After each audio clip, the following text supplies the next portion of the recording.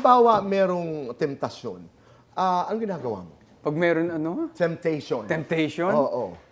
Well, kausap ko nga si doon, sabi ko, ang dami kasing temptation, ang daming bracket niyan. May temptation, kaya nagkaroon ng temptation dahil uminom ka.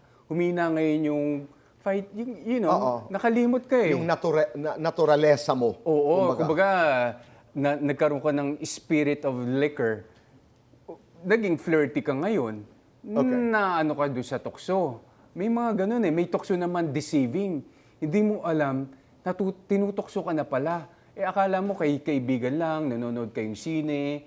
Hanggang hindi mo alam na dideceive ka na, natutokso ka na pala. Anong klaseng tukso ang recently na pagdaanan mo? So far, wala naman ako.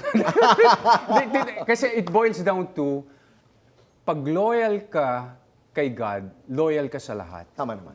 Oo. So, pag loyal ka sa asawa mo, merong mga loyal but you're gonna make a mistake. Alright. Kaya nandyan nga yan, kaya nga may kantang tukso, layuan mo ako, di ba? Everyday nandyan yan, hindi mo mawawala yan because yan yung, kumbaga, yan yung sa kalaban yan eh. And you make choices.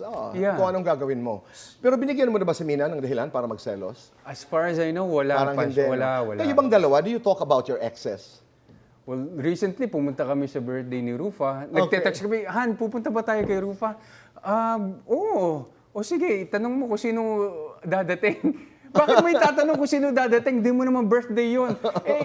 Gusto ko lang malaman kung sino yung mga dadating. So, it's fun to talk about, your exes na in a good manner. Ang sabi ko nga kay Aiko, nag-interview ako kay Aiko na ang masama pag yung ex mo ay at tawag dito, merong masama pa rin sinasabi sa'yo continuously. That's different. Yeah. That's different.